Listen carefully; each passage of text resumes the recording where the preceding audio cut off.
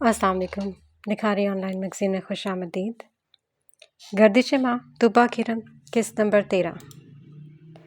वो भी कॉफ़ी बना रही थी कि हुमायूं किचन में आया।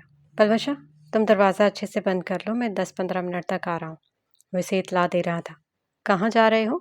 नई गाड़ी लेने का सोच रहा था, इसी सिलसिले में जा रहा हूँ। लेकिन ये कॉफ़ी। पलवशा एकदम उदास हो गई। हुमायूं ने आगे बढ़कर इसका माथा चूमा। आके पी लूँगा, अभी शोरूम से कॉल आई है, जाना ज़रूरी है। अल्लाह हाफिज़। हुमायूं ने कहा तो वो इसके पीछे दरवाज़ा बंद करने आई थी। जल्दी आना। अल्लाह हाफिज़। दरवाज़ा बंद करने से पहले पलवशा ने कहा तो हुमायूं सीने पर हाथ रखा ज़रा सा झुका। जो हुक्म। उसके इस तरह कहने पर पलवशा मुस्कुराती हुई अंदर आ गई। उसे अभी बहुत काम करना था। बस बस यहीं रोक दे। मार्क ने टैक्सी इस इलाके से कुछ दूर रुकवा दी। वो दोनों टैक्सी से निकले। मार्क ने टैक्सी वाले को किराया दिया और एक नज़र मुस्तरिब खड़े शायान को देखा। चले, बस 5 मिनट की वॉक है। टैक्सी को वहाँ लेकर जाना खतरा हो सकता था। मार्क ने कहा तो वो सड़क के किनारे आहिस्ता आहिस्ता चलने लगा।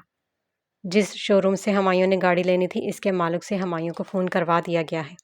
वो इस वक्त घर पर नहीं है और मेरे ख्याल में अकेली लड़की को कत्ल करना आपके लिए मुश्किल नहीं होगा। मार्क ने कहा तो शायान ने माथे पर आता पसीना साफ किया। तेज तेज चलते वो दोनों हुमायूं के घर के बिल्कुल सामने पहुंच चुके थे। मार्क ने बेल बजाई। शायान ने आंखें बंद करके एक गहरा सांस लिया। ये सब कुछ मैं अपने भाई के लिए कर रहा हूँ, उसने खुद को तसल्ली दी थी। अभी उसने सब्जी काटनी ही शुरू की थी कि घर के दाखिली दरवाजे पर दस्तक हुई। उसने चौंक कर वॉल क्लॉक पर निगाह डाली। हुमायूं इतनी जल्दी वापस क्यों आ गया? सोचते हुए वो हाथ साफ करती दरवाजे तक पहुंची। कौन? उसने मसलहतन पूछा। मैडम, हम मर्दमशुमारी वाले हैं, दरवाज़ा खोलें। बाहर खड़े मार्क ने कहा। पलवशा ने कुछ सोचे बिना दरवाज़ा खोल दिया। जी पूछिए, जो पूछना है। पलवशा ने इन दोनों के चेहरों पर निगाह डालते हुए पूछा, लेकिन इन दोनों में से कोई ना बोला था। बल्कि मार्क ने आगे बढ़कर इसके मुंह पर हाथ रख लिया और इसे खींचता हुआ लाउंज में ले आया। शायान भी अंदर आ गया, लेकिन उसे घर का दरवाज़ा बंद करना याद नहीं रहा था। पलवशा इस सब के लिए बिल्कुल तैयार ना थी। वो चीखने की कोशिश कर रही थी, मगर मार्क के हाथ की वजह से कुछ बोल न पाई। उसने मज़ाहमत करने की हर कोशिश की, मगर ताकत में मार्क से आधी भी ना थी। मार्क ने एक पल के लिए इसके मुंह से हाथ उठाया और अपनी जेब से कपड़ा निकालकर इसके मुंह पे बांध दिया। हुमायूं, हुमायूं। इस दौरान वो दबी दबी से चिल्लाई थी, मगर इसकी आवाज़ लाउंज पार करके बाहर न जा सकी। मार्क ने उसे बाजू से पकड़कर पूरी कुव्वत से किचन के शेल्फ पर पटखा, जिसकी वजह से शेल्फ पर रखा हुमायूं की कॉफ़ी का मग फर्श पर गिरकर किरची किरची हो गया। इसका पेट शेल्फ से लगा था। वो पेट पर हाथ रखे दर्द से कराही थी, मगर आवाज़ हलक में ही अटक कर रह गई। मार्क ने इसे बालों से पकड़कर इसका सर दीवार से दे मारा, जिसके नतीजे में इसके सर से खून बहने लगा था। इसकी आंखें दर्द की शिद्दत के से वजह से छलकने लगी थी। शायान चुपचाप खड़ा ये सब कुछ देख रहा था। दूसरी जानब शोरूम जाते हुमायूं को याद आया कि वो अपना फ़ोन घर पर भूल गया है, इसलिए वो गाड़ी घर की तरफ वापस मोड़ चुका था। जबकि दुआ बाइक पर वजदान के पीछे बैठी उसे बार बार तेज़ चलाने का कह रही थी। मार्क, बस कर दो प्लीज़। शायान से पलवशा की हालत देखी नहीं जा रही थी, मगर मार्क ने इसकी एक न सुनी और एक पलवशा को एक ज़ोरदार धक्का देकर फर्श पर गिरा दिया। उसके सर से खून बह रहा था और उसका एक हाथ पेट पर था। दर्द इस कदर था कि इसकी आंखें बाहर आने को थी। मार्क ने आगे बढ़कर इसके मुंह से कपड़ा उतार दिया। वो जानता था कि पलवशा चीखने चिल्लाने की हिम्मत नहीं रखती थी। मुझे छोड़ दो। पलवशा रोती हुई मार्क के सामने गिड़गिड़ाई, मगर वो खामोशी से उसे देखता रहा। वो फर्श पर लेटी इन दोनों से रहम की भीख मांग रही थी, मगर वो रहम करने को तैयार न थे। सर, गन निकालिए और इसके सीने में सारी गोलियां उतार दें। इसी की वजह से हुमायूं ने मैडम से गद्दारी की है। मार्क ने गुमसुम खड़े शायान से कहा तो शायान ने अपनी जेब से पिस्तौल निकाली। पलवशा फर्श पर ही पीछे की जानिब घसीटने लगी। उन्हें दोनों हाथ शायान के सामने जोड़ दी। नहीं प्लीज़, मुझे मत मारो प्लीज़। खौफ से उसकी आवाज़ काम कर रही थी। मारिए सर, अभी मैडम का फ़ोन आ जाएगा। मार्क ने कहा तो शायान ने पिस्तौल पलवशा की तरफ उठाई। नहीं नहीं हुमायूं, तुम कहाँ हो हुमायूं? पलवशा रोती हुई हुमायूं को पुकार रही थी, मगर शायान ने अपनी उंगली को ज़रा सी हरकत दी और एक गोली हवा को चीरती हुई पलवशा के सीने में पेवस्त हो गई। उसकी आंखें फैल गई। वो ज़ोर से तड़पी थी। उसने फर्श पर बहता अपना खून देखा जो हुमायूं की कॉफ़ी में मिल चुका था। फिर टूटे हुए कप को देखा। हमा, اس نے اپنے مجازی خدا کا نام لینے کی کوشش کی مگر آواز اندر ہی کہیں اٹک گئی تھی۔ دوسری جانب ہمایوں کی گاڑی جیسے ہی دروازے پر پہنچی اسے پستول چلنے کی آواز آئی۔ اس نے دروازے کو دیکھا جو کھلا ہوا تھا۔ وہ تیزی سے گاڑی سے اترا اور گاڑی لاک کیے بغیر گھر میں داخل ہوا۔ بھاگتے ہوئے لاؤنج میں آئے لیکن اگلا منظر دل دہلا دینے والا تھا۔ مارک کی نظر جیسے ہی ہمایوں پر پڑی وہ چیخا، باقی گولیاں بھی مارے سر، آپ کا بھائی آ گیا ہے۔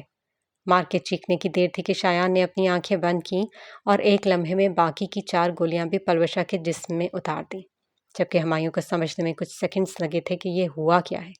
وہ پلوشا کی جانب بھاگا۔ پلوشا، پلوشا آنکھیں کھولو۔ وہ اس کا خون میں لتھڑا ہاتھ تھامے اسے پکار رہا تھا مگر اب اس جسم میں روح نہ رہی تھی۔ پورا لاؤنج اس کے خون سے بھر گیا تھا۔ ایک گولی سینے میں لگی تھی، باقی کہاں لگی تھی؟ پلوشا پوری قوت سے چلایا۔ مارک نے شایان کو آنکھ سے بھاگنے کا اشارہ کیا مگر شایان وہیں کھڑا اپنے بھائی کی حالت دیکھ رہا تھا۔ ہمایوں چند لمحے پلوشا پر جھکا روتا رہا، پھر غصے سے اٹھا اور شایان کا گریبان پکڑا۔ یہ کیا کیا تم نے؟ بیوی تھی وہ میری۔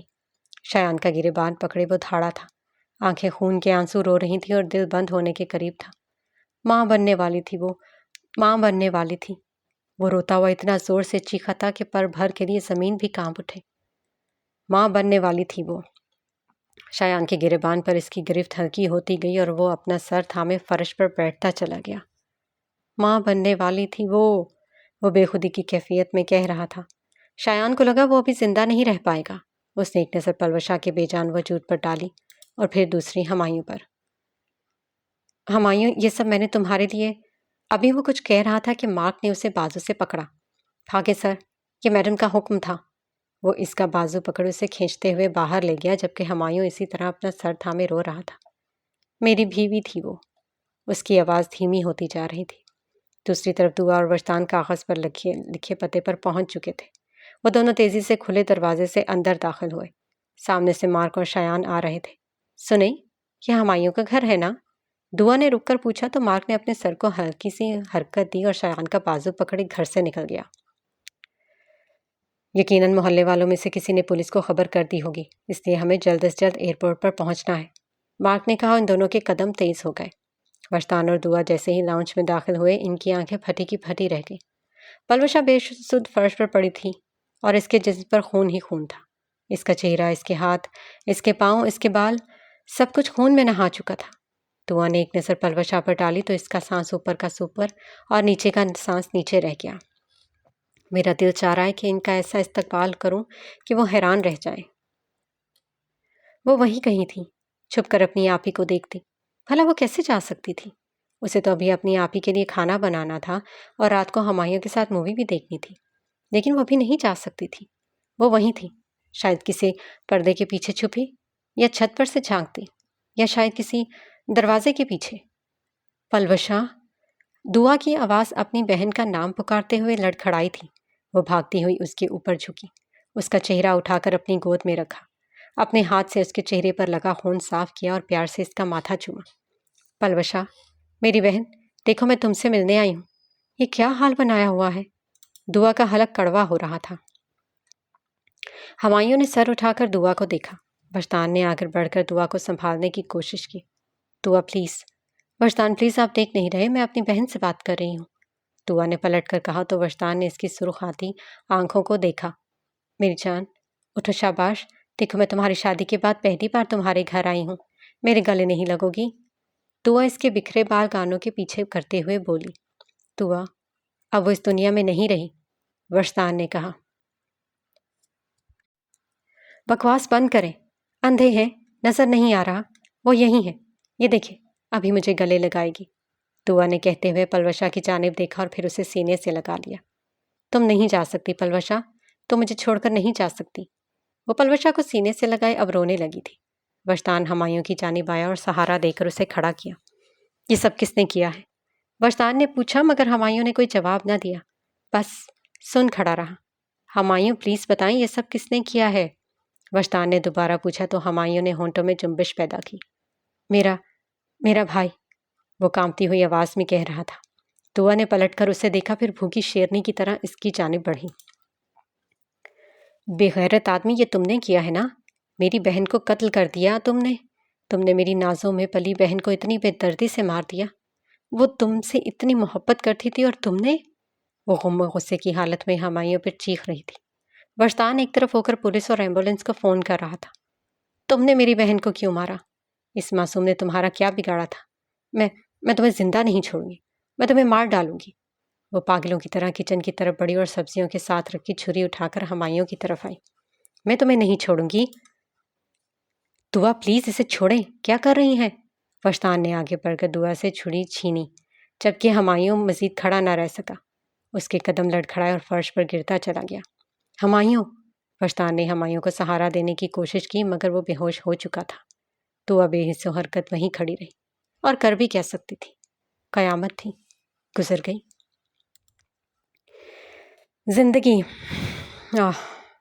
سمجھو ایک مختصر سا سفر ہے جو اچانک ختم ہو جائے گا، یا ایک ایسا پھول جو اچانک مرجھا جائے گا۔ میں نے دیکھا ہے، بہت قریب سے دیکھا ہے، وہ موت کا خواب جب جان نکلنے والی ہو تو گزری ساری زندگی بیکار لگنے لگتی ہے۔ پلوشا، مجھے 5 گولیاں لگی تھی، 4 پیٹ میں اور 1 سینے میں۔ میرا سر دیوار سے یوں پٹخا گیا تھا گویا کوئی کلہاڑی ہو جسے زور سے درخت پر مارا جائے۔ میں نے اتنا خون اپنی زندگی میں پہلے کبھی نہیں دیکھا تھا۔ میں تو ذرا سی چوٹ پر پریشان ہو جایا کرتی تھی، ذرا سا خون بہنے پر بابا کے سینے سے لگ جاتی تھی۔ پتہ ہے، موت انسان کی سب سے بڑی بے بسی ہے، آپ چاہ کر بھی خود کو نہیں بچا پاتے۔ لگتا ہے زندگی طویل ہے مگر زندگی سے مختصر کوئی شے نہیں۔ میں نے ہمایوں کو دیکھا تھا، وہ مجھ پر جھکا کچھ کہہ رہا تھا۔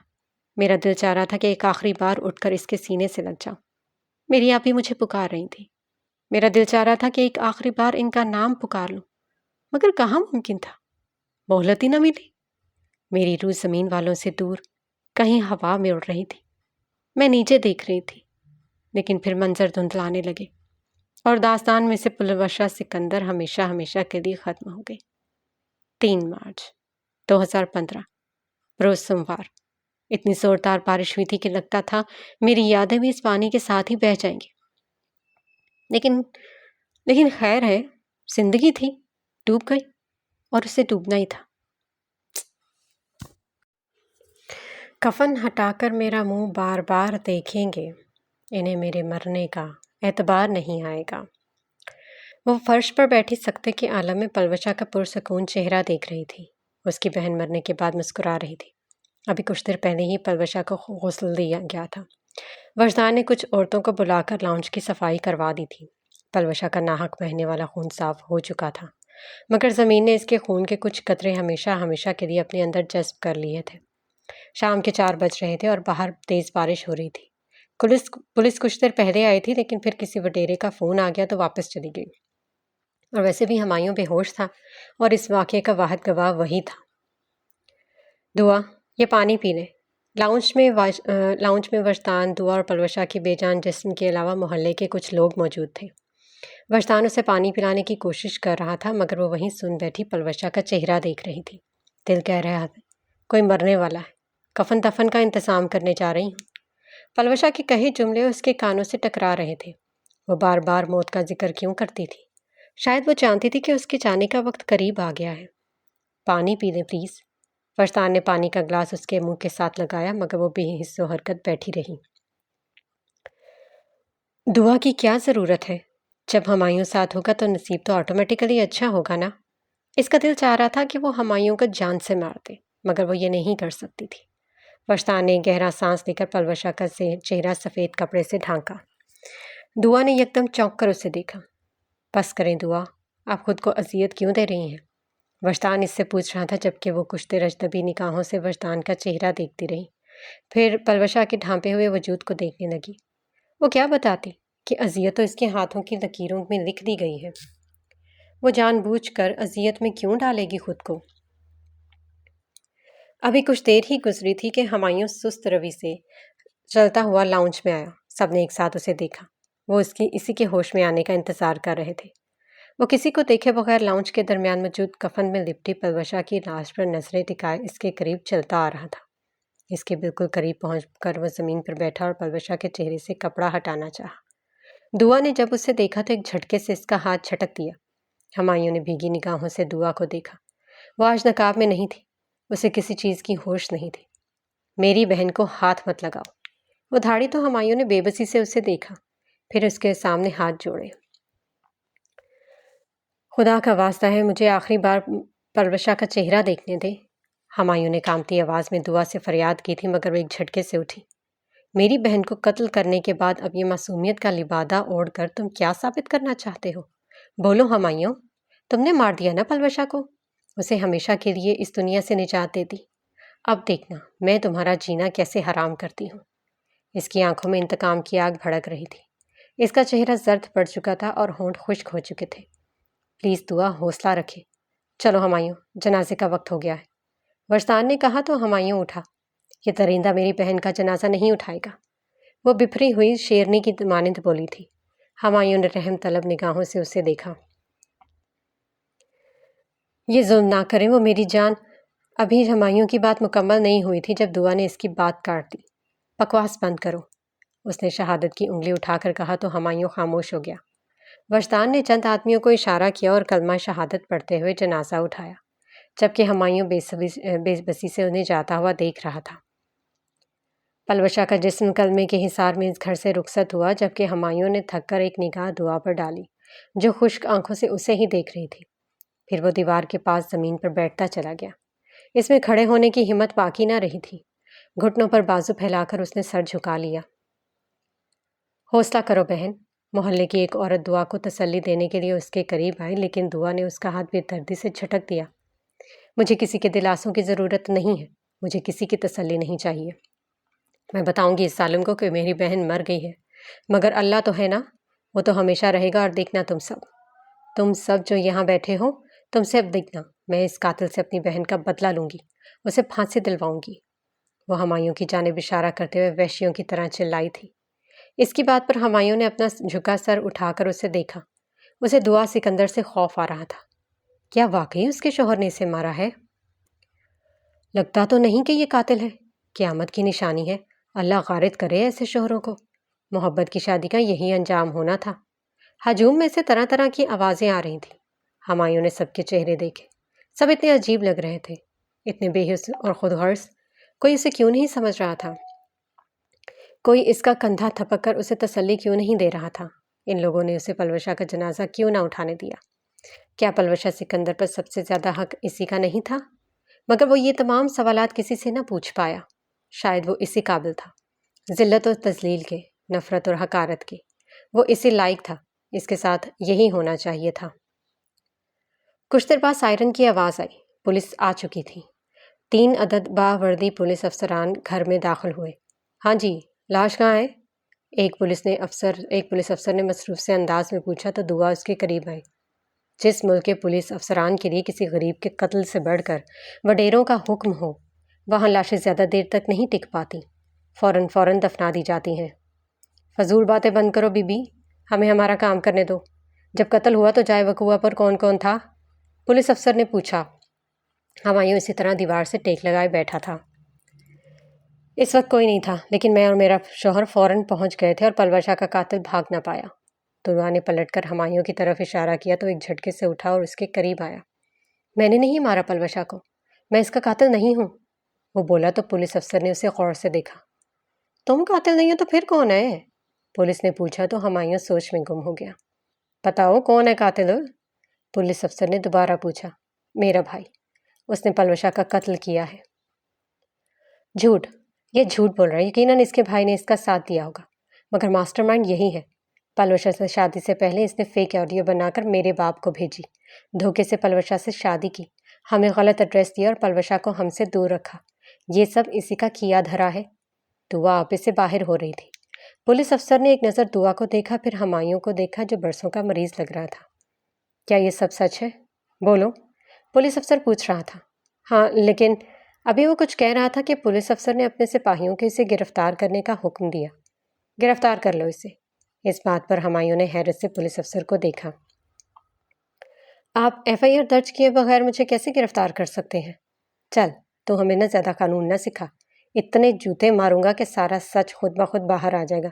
چلو اسے گاڑی میں بٹھاؤ، پولیس افسر نے کہا تو سپاہیوں نے آگے بڑھ کر ہمایوں کے بازو پر ہتھ کڑی باندھ دی۔ ہمایوں نے ایک نظر دعا کو دیکھا جو سینے پر ہاتھ باندھی اسے ہی تک رہی تھی۔ آپ بالکل ٹھیک کر رہی ہیں، آپ کا یہی کرنا بنتا ہے، ہمایوں نے کہا تو وہ طنزیہ مسکرائی۔ چل، سپاہی اسے گھسیٹتے ہوئے لے کر جا رہے تھے جبکہ دعا اسی حالت میں کھڑی رہی۔ میرا دل چاہتا ہے کہ دسمبر کی ٹھنڈی رات ہو، آسمان پر چاند اپنے پورے وقار کے ساتھ روشن ہو، خوبصورت ستارے چاند کے ارد گرد حصار بنائے کھڑے ہوں، پورا شہر روشنیوں سے جگمگا رہا ہو، ہر طرف روشنی ہی روشنی ہو، اور تم میں باہوں میں باہیں ڈالے بہت فخر سے سڑک کے کنارے چل رہے ہوں۔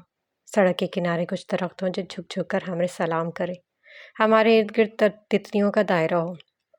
میں تم سے تتلی کی ضد کروں تو تم بہت پیار سے ایک تتلی اپنی ہتھیلی پر بٹھا کر مجھے دکھاؤ، اس سے دیکھ کر میں خوشی سے جھوم اٹھوں۔ پھر ہم مزید چلیں تو کوئی جگنو میرے کندھے پر آ کر بیٹھ جائے، ہم دونوں ان سے خوب باتیں کریں، کوئل بانسری بجائے اور باقی پرندے چہچہائیں، زمین و آسمان کی ہر مخلوق ہمارے ملن پر خوش ہو، ہر طرف سکون کا ڈیرا ہو اور میں تم سے کبھی جدا نہ ہوں۔ وہ مسکراتی ہوں اپنی سوچوں میں گم ایک ریکارڈ آن کیے آہستہ آہستہ کچھ کہہ رہی تھی۔ ریکارڈر اس کی آواز انتہائی فرصت سے ریکارڈ کر رہا تھا۔ مجھے اس دن کا شدت سے انتظار ہے وجدان احمد، جب میں اور تم ایک ہو جائیں گے۔ تم مجھ سے اکھڑے اکھڑے رہتے ہو، لیکن پتہ ہے یہ تو محبوب کا حق ہوتا ہے کہ وہ اپنے عاشق کو منہ نہ لگائے۔ میں نے انٹر کی اردو میں پڑھا ہے، میر تقی میر، مرزا غالب اور سب شاعروں کے محبوب ایسے ہی اکھڑے مزاج تھے۔ مجھے شاعری کبھی سمجھ میں نہیں آتی تھی، مگر اب جب سمجھ آنے لگا ہے احمد، تو میں کیسے بتاؤں کہ مجھے بھی کچھ شاعروں والا دکھ لگ گیا ہے۔ وہ بیڈ پر بیٹھی دھیمی آواز میں ریکارڈنگ کر رہی تھی۔ پتہ ہے مجھ سے دعا نے پوچھا کہ اگر وجدان شادی شدہ ہوا تو؟ میں نے جھٹ سے کہہ دیا کہ میں دوسری شادی کر لوں گی، مگر احمد میری جان، میرا دل کٹ کر رہ گیا ہے، میں تمہاری زندگی میں کسی اور کو برداشت نہیں کر سکتی، تم صرف میرے ہو۔ وہ کہہ کر رکی اور ایک گہرا سانس لیا۔ وجدان احمد، یہ سب باتیں میں تم سے کہنا چاہتی ہوں مگر کیا کروں، کہہ نہیں سکتی۔ محبت کی بھیک مانگنا اچھا نہیں لگتا، بس اللہ سے دعا ہے کہ کسی دن یہ ریکارڈر تمہارے ہاتھ لگ جائے اور ساری ریکارڈنگز سن لو۔ اور پتہ ہے آج میری ریکارڈنگز کی سینچری مکمل ہو گئی ہے، اور دعا پوچھتی ہیں کہ تم پڑھائی کرو۔ اب کیسے سمجھاؤں کہ جس کا محبت میں دل لگ جائے پھر کسی اور چیز میں اس کا دل نہیں لگا کرتا۔ اور آخری بات، آئی لو یو احمد۔ وہ سرگوشی میں بولی اور پھر ریکارڈر بند کر کے سائڈ ٹیبل کی دراز میں رکھا اور یوں ہی بیٹھی مسکراتی رہی۔ یہ اگلی صبح کی بات ہے جب وہ تینوں میری تھامس کے کمرے میں موجود تھے۔ اڈینا بھی کچھ دیر پہلے چائے کے 3 بھاپ اڑاتے کپ رکھ کر گئی تھی۔ میری کے چہرے پر فتح اور کامیابی کے آثار تھے۔ مارک کا چہرہ بے تاثر تھا جبکہ شایان صوفے کی پشت سے ٹیک لگائے بے سکون سا بیٹھا تھا۔ ویل ڈن شایان، تم نے اس لڑکی کو قتل کر کے میرا دل جیت لیا ہے۔ میری کی آواز گونجی تو اس نے تھکے ہوئے نظروں سے اسے دیکھا۔ وہ ماں بننے والی تھی، اس نے فقط یہی کہا تھا۔ میری اس کی بات پر کھلکھلا کر ہنسی۔ او کم آن شایان، خیر ہے، تم کیوں پریشان ہو رہے ہو؟ میری نے کہا تو اس کی آنکھوں کے سامنے ہمایوں کا چہرہ آیا۔ وہ اس سے محبت کرتا تھا، میں نے 2 محبت کرنے والوں کو جدا کر دیا، وہ خوفزدہ لہجے میں بولا۔ میری اور مارک نے ایک دوسرے کو دیکھا۔ 1 ہفتے بعد ہم ہمایوں کو یہیں بلوا لیں گے، بلکہ مارک خود جائے گا، لے آئے گا، تم دیکھنا، وہ جد ہی پلوشا کو بھول جائے گا۔ میری نے کہا، لیکن اس نے کوئی جواب نہ دیا اور کھڑا ہو گیا۔ میں بہت تھک گیا ہوں، گھر جا کر کچھ دیر آرام کرنا چاہتا ہوں۔ شایان نے اپنا کوٹ صوفے سے اٹھاتے ہوئے کہا تو میری اور مارک بھی کھڑے ہو گئے۔ ہاں، ابھی تم دونوں تھکے ہوئے ہوں گے۔ مارک، تم شایان کو گھر چھوڑاؤ، چائے اگلی بار پئیں گے۔ میری نے مارک کو حکم دیا لیکن شایان نے ہاتھ کے اشارے سے اسے روک دیا۔ میں چلا جاؤں گا، یہ کہہ کر شایان تیز تیز قدم اٹھاتا کمرے سے نکل گیا جبکہ میری نے فاتحانہ مسکراہٹ سجائے مارک کو دیکھا، پھر اس کے قریب آئی۔ تم نے ثابت کر دیا کہ تم ایک وفادار انسان ہو، میری نے کہا تو مارک مسکرانے لگا، لیکن پھر اگلے ہی لمحے میری چونکی۔ تمہارا لاکٹ کہاں ہے؟ میری نے پوچھا تو مارک نے بے اختیار اپنی گردن پر ہاتھ پھیرا، مگر لاکٹ نہیں تھا۔ لاکٹ کہاں گیا؟ وہ حواس فاقدہ سا میری کو دیکھ رہے تھے۔ کہیں ہمایوں کے گھر؟ میری نے کہتے ہوئے بات ادھوری چھوڑ دی جبکہ مارک خوفزدہ سا اسے دیکھ رہا تھا۔ ناک میں پانی ڈالے، وہ بات میں لگے واش بیسن پر جھکی ہوئی تھی جبکہ رشیدہ اسے وضو کرنے کا طریقہ سکھا رہی تھی۔ آج نور بانو فجر کے وقت جاگ گئی تھی کیونکہ اسے نماز سیکھنی تھی، اور وہ جاننا چاہتی تھی کہ کیا واقعی نماز پڑھ کر اسے سکون مل سکتا ہے۔ 3 بار چہرے پر پانی ڈالے۔ رشیدہ کے کہنے پر اس نے اپنے چہرے پر پانی کے چھینٹے مارے اور اپنا بھیگا چہرہ آئینہ میں دیکھا۔ وہ دن بدن کمزور ہوتی جا رہی تھی۔ یہ سب کچھ 3 بار کیوں ہے؟ اس نے الجھ کر رشیدہ سے پوچھا تو رشیدہ اسے دیکھ کر رہ گئی۔ مجھے کیا معلوم میڈم جی، بچپن میں اماں نے یہی سکھایا تھا، رشیدہ نے کہا تو وہ سر جھٹک کر پھر سے وضو کرنے میں مصروف ہو گئی۔ آپ سر پر دوپٹہ باندھے، میں باورچی خانے سے چائے نماز لے کر آتی ہوں۔ جب وہ وضو کر چکی تو رشیدہ نے کہا، تم نماز پڑھتی ہو؟ جی، رشیدہ نے یک لفظی جواب دیا اور کمرے سے نکل گئی، جبکہ وہ بیڈ سے دوپٹہ اٹھا کر آئینے کے سامنے آئے، دوپٹہ سر پر حجاب کی صورت لپیٹ لیا۔ مجھے اس حویلی میں نماز پڑھتے ہوئے شرم آئے گی، لیکن کیا کروں، یہاں سے نکل بھی نہیں سکتی۔ وہ سوچوں میں گم اپنا چہرہ دیکھ رہی تھی۔ اتنے میں رشیدہ چائے نماز لیے کمرے میں داخل ہوئی۔ آئیے نور میڈم۔ رشیدہ نے فرش پر جائے نماز بچھا کر اسے پکارا تو وہ اجنبی آنکھوں سے جائے نماز کو دیکھتی اس کی طرف بڑھی۔ جائے نماز کے قریب پہنچ کر وہ کتنی ہی دیر خاموشی سے اسے دیکھتی رہی۔ اس پر کھڑی ہو جائیں، رشیدہ نے کہا تو اس نے نفی میں سر ہلایا اور واپس بیڈ پر آ بیٹھی۔ نہیں، میں اس پر نہیں چڑھ سکتی، مجھے لگتا ہے اگر میں اس پر ایک بار چڑھ گئی تو پھر اتر نہیں پاؤں گی۔ وہ بیڈ پر بیٹھی گہرے گہرے سانس لیتے کہہ رہی تھی۔ رشیدہ نے حیرت سے اسے دیکھا۔ اس نے پہلے کسی انسان کو جائے نماز پر کھڑے ہونے سے پہلے اتنا خوفزدہ ہوتے نہیں دیکھا تھا۔ ہمت کرے، اٹھے شاباش۔ رشیدہ نے سہارا دے کر اسے اٹھایا تو وہ سست روی سے چلتی جائے نماز کے قریب پہنچی۔ مجھے اس سے شرم آ رہی ہے، اس نے رندھے ہوئے لہجے میں رشیدہ کی طرف دیکھا۔ کس سے شرم آ رہی ہے؟ رشیدہ اس کی بات نہیں سمجھی تھی۔ اللہ سے، میرا وجود غلاظت میں اس قدر ڈوبا ہوا ہے کہ مجھے اس کے سامنے کھڑے ہونے میں شرم محسوس ہو رہی ہے، وہ بےچارگی سے کہہ رہی تھی۔ آپ قدم تو رکھیں، راستے خود بخود کھل جائیں گے۔ رشیدہ نے اسے حوصلہ دیا تو اس نے ایک نظر جائے نماز کو دیکھا، پھر اپنے کانپتے پیروں کو، اور پھر آنکھیں بند کر کے اپنا دایاں پاؤں جائے نماز پر رکھا۔ دایاں پاؤں رکھتے ہی اس کی آنکھوں سے آنسو بہنے لگے تھے، مگر اس نے نہ آنکھیں کھولی بلکہ بایاں پاؤں بھی جائے نماز پر رکھ دیا۔ یہ سب بہت مشکل تھا۔ جائے نماز پر قدم رکھنا اتنا مشکل تھا کہ اس کا پورا جسم کانپ رہا تھا۔ آنسوؤں کی وجہ سے اس کے گال مکمل بھیگ چکے تھے۔ اس نے ڈرتے ڈرتے آنکھیں کھولی اور نیچے دیکھا، پھر رشیدہ کو دیکھا جو حیرت زدہ سی اسے ہی دیکھ رہی تھی۔ تم کیسے دن میں 5 وقت اس جگہ پر کھڑی ہو جاتی ہو؟ لوگ کیسے اتنی دیر جائے نماز پر کھڑے رہتے ہیں؟ مجھے ایسا لگ رہا ہے جیسے میں زمین میں دھنستی چلی جا رہی ہوں۔ مجھے بہت ڈر لگ رہا ہے رشیدہ، اس نے رشیدہ کے دونوں ہاتھ پکڑ کر روتے ہوئے کہا۔ کچھ نہیں ہوتا، آپ بس نماز شروع کریں، میں جو کچھ بولوں گی آپ میرے پیچھے دہرائیے گا، رشیدہ نے کہا تو اس نے ہاتھ کی ہتھیلی سے اپنے آنسو صاف کیے اور سیدھی کھڑی ہو گئی۔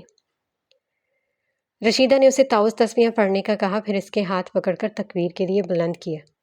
اللہ اکبر کہہ کر ہاتھ سینے پر باندھ دیجیے، بایاں ہاتھ نیچے اور اس کے اوپر دایاں ہاتھ، رشیدہ نے کہا تو اس نے کانپتی ہوئی آواز میں اللہ اکبر کہا۔ اللہ کا نام لینا اس کے لیے انتہائی مشکل عمل تھا، وہ اس کا نام لینے سے کتراتی تھی۔ رشیدہ نے کہا تو وہ بھیگی ہوئی آواز میں ان الفاظ کو دہرانے لگی۔ اس کی آنکھیں ایک بار پھر چھلکنے لگی تھی۔ اسے یوں محسوس ہو رہا تھا جیسے اللہ اس کے سامنے ہے اور وہ اس سے نظریں نہیں ملا پا رہی۔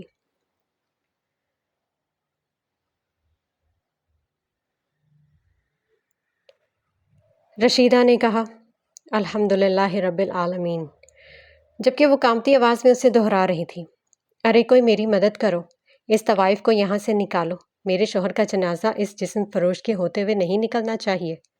اس کے آنسو ٹپ ٹپ بہہ رہے تھے، اس کی ٹانگیں، اس کے بازو، اس کا پورا جسم بری طرح سے کانپ رہا تھا۔ مالک یوم الدین، کمرے میں اس کی سسکیاں گونجنے لگی تھی۔ اللہ معاف کرے، کیا زمانہ آ گیا ہے، شریفوں کے محلے میں اس جیسی عورتیں بھی موجود ہیں، لا حول ولا قوت۔ اس دنیا میں الفاظ ہی جنت ہے، الفاظ ہی دوزخ ہیں، الفاظ ہی خنجر ہیں، الفاظ ہی مرہم ہیں، اور اسے تو ہمیشہ خنجر جیسے الفاظ ہی ملے تھے، اسے تو ہمیشہ الفاظ کے دوزخ میں ہی پھینکا گیا تھا۔ بچپن سے لے کر آج تک ہر کسی نے اسے ان الفاظ سے ہی مارا تھا۔ ایک اور سسکی اور بے تحاشا آنسو، اسے نکالو یہاں سے، کہیں یہ رقص کرنا شروع نہ کر دے یہیں۔ اس کی آنکھوں کے سامنے رقص کرتا وجود آ رہا تھا۔ اسے لگا وہ مزید کھڑی نہ ہو پائے گی۔ اس کے قدم لڑکھڑائے تھے مگر وہ ضبط کیے کھڑی رہی۔ وہ خود پر قابو نہ پا سکی اور دھڑم سے جائے نماز پر گر سکی۔ رشیدہ جو حواس پاختہ سے سنبھالنے کی کوشش کر رہی تھی، ہمت کرے میڈم، وہ اس کا چہرہ تھپ تھپاتے کہہ رہی تھی، مگر نور بانو نیم بے ہوشی کی کیفیت میں پہنچ چکی تھی۔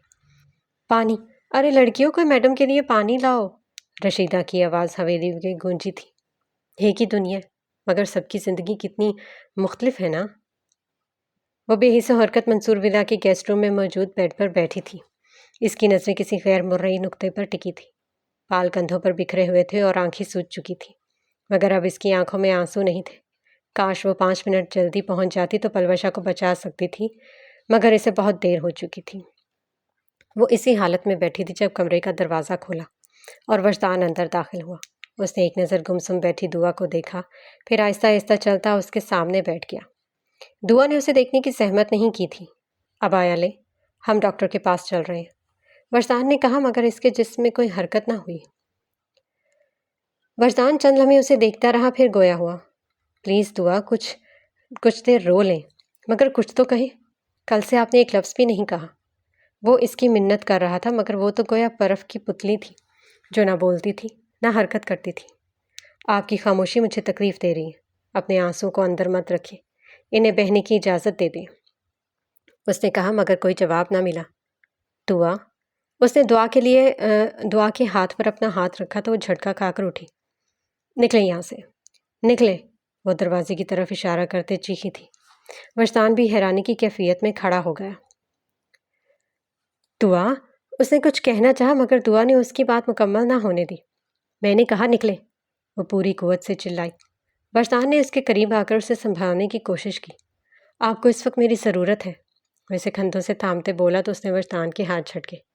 نہیں ہے مجھے کسی کی ضرورت، میرا باپ مر گیا، میری بہن مر گئی، کچھ روز بعد آپ بھی مر جائیں گے۔ آپ کو خدا کا واسطہ ہے وجدان، میری زندگی سے نکل جائیں، دور ہو جائیں مجھ سے، مجھے کسی کی ضرورت نہیں ہے، وہ چلائی تو وجدان کا دل چاہا اسے سینے سے لگا لے۔ وہ اسے تکلیف میں نہیں دیکھ سکتا تھا۔ دیکھیں، میری بات سنیں، سب کچھ ٹھیک ہو جائے گا۔ ہمایوں جیل میں ہے، اس سے پوچھ گچھ ہو رہی ہے، اگر وہ قاتل ہے تو اسے پھانسی میں دلواؤں گا۔ ہم پلوشا کے لیے لڑیں گے دعا۔ وجدان اسے سمجھانے کی کوشش کر رہا تھا۔ اس سب سے وہ واپس تو نہیں آ جائے گی نا؟ کاش میں نے ہار نہ مانی ہوتی، کاش میں شادی کو ہونے سے روک سکتی، وہ درد بھلے لہجے میں کہہ رہی تھی۔ لیکن اب یہ دنیا دیکھے گی جب کسی ناحق کا خون بہتا ہے تو کیا ہوتا ہے۔ میں ہمایوں کو نہیں چھوڑوں گی، ہم بدلہ لیں گے، لیکن پہلے آپ خود کو سنبھالیں، آپ کی طبیعت خراب ہے، چلیں شاباش، اب آیا پہنے، ہم ڈاکٹر کے پاس جا رہے ہیں۔ اس نے کہا تو دعا نے چونک کر اسے دیکھا، پھر چند لمحے اجنبی نگاہوں سے اسے دیکھتی رہی، پھر یکدم اسے زوردار دھکا مار کر خود سے دور کیا۔ تم بھی ویسے ہی ہو، تم بھی ہمایوں جیسے ہو، مجھے مروانا چاہتے ہو نا، مجھے باہر لے جا کر مار دو گے نا، تم وہی ہو نا، تم وہی ہو نا، وہ بے خودی کے عالم میں کہتے کہتے زمین پر گری۔ وجدان نے آگے بڑھ کر اسے تھامنا چاہا مگر وہ دھاڑی، دور رہو، میرے قریب مت آنا، دور رہو، دور۔ اس کے دھاڑنے پر وجدان نے بے بسی سے اسے دیکھا، جبکہ باہر کھڑی ملازمہ نے جب گیسٹ روم سے دعا کی چلانے کی آواز سنی تو دوڑ کر منظور صاحب کو بتائی۔ منظور صاحب اور مسز منظور بھاگتے ہوئے گیسٹ روم کے سامنے آئے تھے۔ دعا، میں آپ کا محافظ ہوں، میں ابھی اس کی بات مکمل نہیں ہوئی تھی کہ دعا اپنے کانوں پر ہاتھ رکھ کے چلائی، دفع ہو جاؤ یہاں سے، دفع ہو جاؤ، یہ اندر کون ہے؟ نجمہ، دروازہ کھولو۔ منصور صاحب نے ملازمہ کو حکم دیا تو اس نے دروازہ کھول دیا۔ دعا فرش پر ویسے ہی بیٹھی تھی جبکہ وجدان نے چونک کر نجمہ کو دیکھا۔ صاحب جی، یہ چوکیدار اندر ہے، نجمہ نے کہا تو وجدان نے ایک نظر دعا پر ڈالی، پھر نجمہ کو دیکھا۔ باہر چلے، اس نے نجمہ سے کہا تو نجمہ اسے مشکوک نگاہوں سے دیکھتی باہر نکل گئی۔ اس نے ایک آخری نگاہ دعا پر ڈالی، پھر دروازہ بند کرتا باہر نکل آیا۔ منصور صاحب سینے پر ہاتھ باندھے اسے دیکھ رہے تھے۔ تم یہاں کیا کر رہے ہو لڑکے؟ منظور صاحب دھاڑے۔ میں ان سے بات کر رہا تھا، وجدان نے کہا تو منظور صاحب اس کے قریب آئے اور ایک زوردار تھپڑ اس کے منہ پر مارا۔ ایک لڑکی چیخ رہی ہے کہ مجھ سے دور رہو، میرے قریب مت آؤ، اور تم کہہ رہے ہو کہ بات کر رہا تھا، گھٹیا انسان۔ منصور صاحب غصے سے بولے جبکہ وہ حیرت سے انہیں دیکھ رہا تھا۔ گھٹیا انسان، نکلو یہاں سے، منصور صاحب نے کہا تو اس نے غصے سے انہیں دیکھا۔ بیوی ہو میری، اس نے اونچی آواز میں کہا تو کوئی چیز فرش پر گری اور کرچی کرچی ہو گئی۔ سب نے چونک کر اس طرف دیکھا جہاں سے آواز آئی تھی۔ آئینہ ساکت کھڑی تھی جبکہ فرش پر پانی کا گلاس ٹوٹ کر بکھر چکا تھا۔ اس نے دکھ اور حیرت سے وجدان کو دیکھا۔ وجدان بھی تو اسے ہی دیکھ رہا تھا۔ پل بھر کو دونوں کی نظریں ملی، پھر وجدان منصور صاحب کی طرف متوجہ ہوا۔ دعا میری بیوی ہے، اس نے کہا۔ تم نے ہمیں دھوکہ دیا، اپنی بیوی کو ہمارے گھر لا بٹھایا۔ اپنی بیوی لو اور نکلو یہاں سے، اور کل سے یہاں آنے کی ضرورت نہیں ہے۔ مجھے تم جیسا دھوکے باز گارڈ نہیں چاہیے، منصور صاحب نے کہا۔ دعا کی بہن کا انتقال ہوا ہے، وہ صدمے میں ہے، جیسے ہی وہ ٹھیک ہوں گی میں انہیں لے جاؤں گا۔ اس نے منصور صاحب سے مہلت لینا چاہی، لیکن وہ شدید غصے میں تھے۔ میں نے کہا یہاں سے دفع ہو جاؤ، منصور صاحب نے کہا تو وجدان نے آئینہ کو دیکھا۔ وہ اسی کیفیت میں ششدر سی کھڑی تھی، اس کی آنکھوں سے آنسو بہنے لگے تھے۔ آئینہ، اس نے آئینہ سے مدد چاہی تو آئینہ نے زکام زدہ سانس اندر کھینچتے ہوئے آنسو صاف کیے اور گہرا سانس لے کر خود کو ریلیکس کرنے کی کوشش کی۔ پھر وہ آہستہ آہستہ چلتی منصور صاحب کے سامنے آئی۔ دعا کہیں نہیں جائیں گی، وہ میری دوست ہیں اور جب تک میں نہ چاہوں وہ یہاں سے نہیں جا سکتی۔ اس نے ایک ایک لفظ بہت مشکل سے ادا کیا تھا۔ منصور صاحب نے اشتعال انگیزی سے اس کی طرف دیکھا۔ آج میں تمہاری کوئی بات نہیں سنوں گا آئینہ، ان دونوں کو آج یہاں سے نکلنا پڑے گا، منصور صاحب نے کہا تو آئینہ نے اپنی آنکھوں میں آنسو صاف کیے۔ ایک تو یہ آنسو بھی نا سب کے سامنے نکل آتے ہیں۔ میں نے کہا نا کہ دعا یہاں سے کہیں نہیں جائیں گی، وہ بھی غصے سے تھاڑی۔ جو کرنا ہے کرو، لیکن ایک بات یاد رکھنا آئینہ، میں تمہیں اس نافرمانی کی سزا ضرور دوں گی۔ چلے بیگم، منصور صاحب اپنی بیگم سے کہتے تیز تیز چلتے وہاں سے چلے گئے، جبکہ نجمہ بھی بڑبڑاتی ہوئی باورچی خانے میں چلی گئی۔ آئینہ پلٹی اور ایک نظر وجدان کو دیکھا جو تشکر بھری نگاہوں سے اسے دیکھ رہا تھا۔ آئینہ نے مسکراتے ہوئے انگلی سے آنسو صاف کیے، پھر آہستہ آہستہ چلتی واپس چلی گئی۔ آئینہ، بات سنے، وجدان نے پیچھے سے پکارا، مگر وہ بغیر جواب دیے سست روی سے چلتی اس کی نظروں سے اوجھل ہو گئی۔ وہ کیا کہتی؟ ایک بار پھر آزما لی گئی تھی،